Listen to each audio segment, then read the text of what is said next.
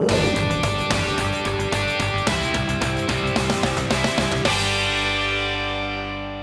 and welcome to the Boom Fact Check, where we discuss what made the news this week and whether it was real or not.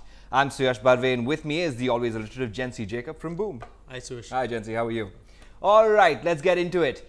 He may be a beloved actor, but on Twitter, he's turning into a bit of a fake news menace. Tell us, Jency, what has Paresh Rawal tweeted this time? So it looks like Paresh Rawal's real life is becoming as exciting as his real life. A lot of hera-feri is happening there. This is not the first time, in fact, that he's been called out for fake news.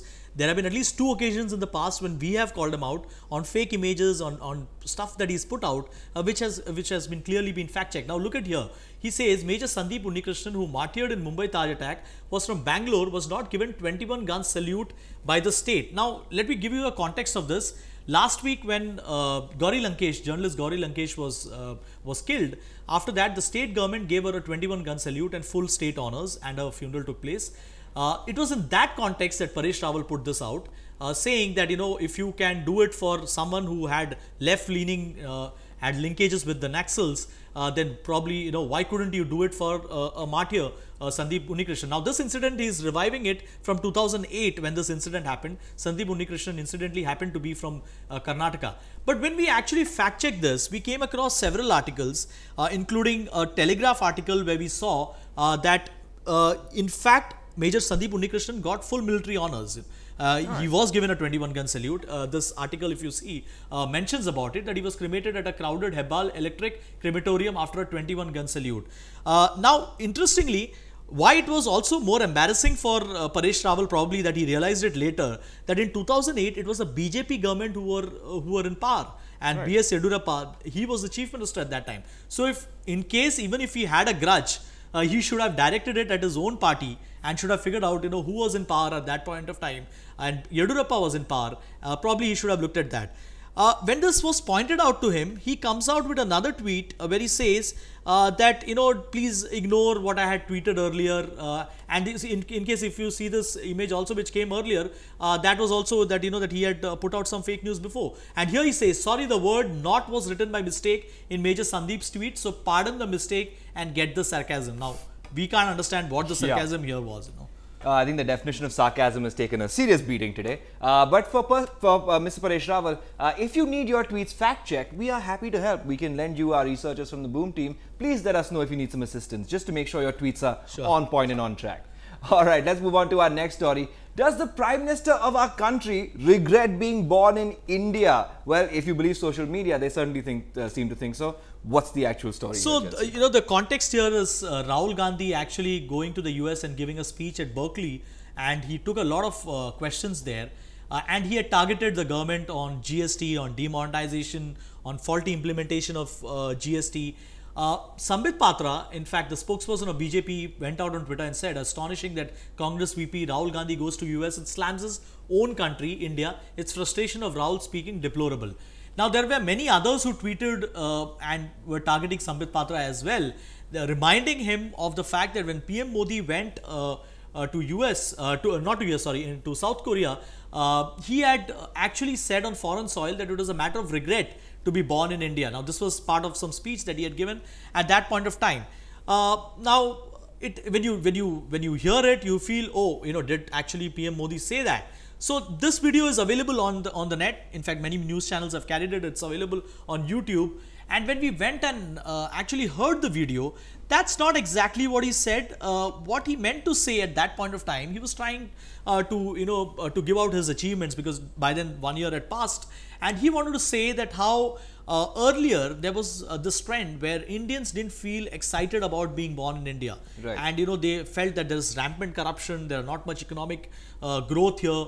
And that's why they all migrate to other countries. It's more a line about progress than progress. And he was saying that, that how much has changed since his government has come to power. Right. So it should be seen in that context, not exactly the way probably the video or probably the tweets were put out.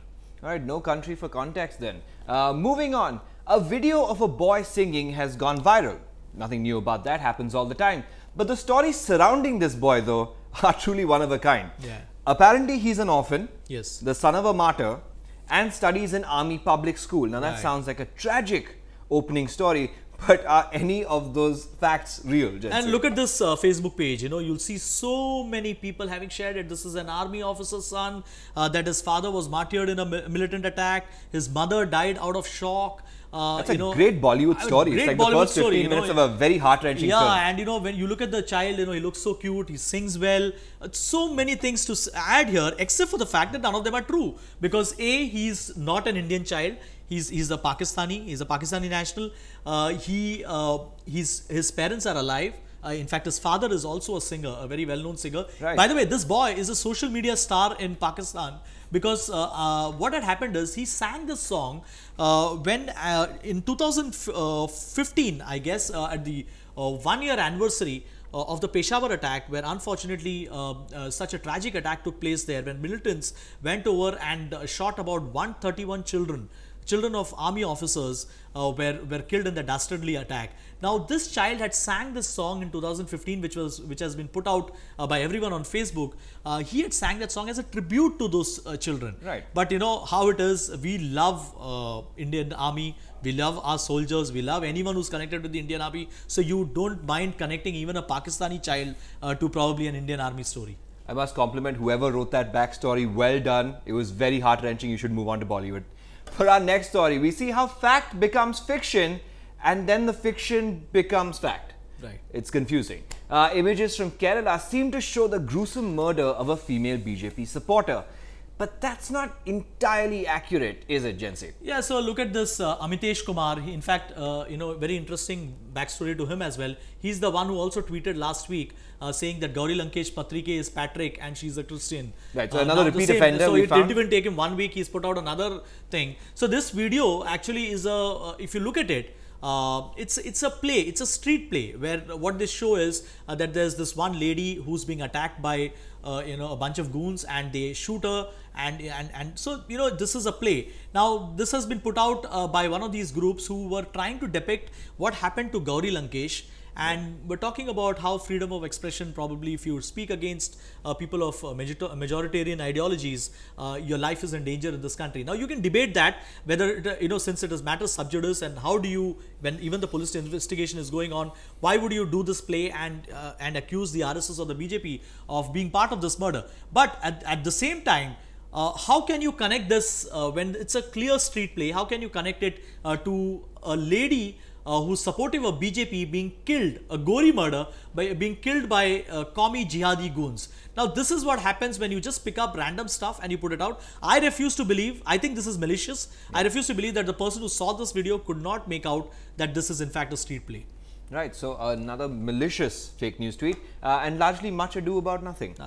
And for our last story, we loop back around to Prime Minister Modi, who, if you believe the Twitterverse, refused to pay tribute to a statue of Mahatma Gandhi at Sabarmati Ashram on Wednesday. Jensi, any truth to all of this? No, definitely not. You know, that we can see there, Prime Minister of Japan, Shinzo Abe, and his wife, they are at Sabarmati Ashram. They are all three standing together. They're looking at this. This is one image. They're looking at this Mahatma Gandhi statue, and their hands are folded. Look at this person who's tweeted, Vinay Kumar Dokania, who's from the Congress, and he says that in fact, you know, Prime Minister Modi does not have any respect. Look at his hands folded down, while the other two have their hands you know, folded in respect. But this was just one image. There were several images like this, and we found various other images which we also put out on Twitter, where you can see this image here where Narendra Modi, he's actually Quite folded clearly his hands, hands folded, yes. Clearly hands folded. So there's no truth to this. But this is what happens when Congress or members of the Congress decides to match the BJP in putting out fake news, and this is a very classic example of that. It's a great fight on Twitter. It's a great fight. Well, a picture can speak 1,000 words, but not all of them may be accurate. Thank you so much for joining us on this episode of The Fact Check. We'll see you next time. Bye-bye.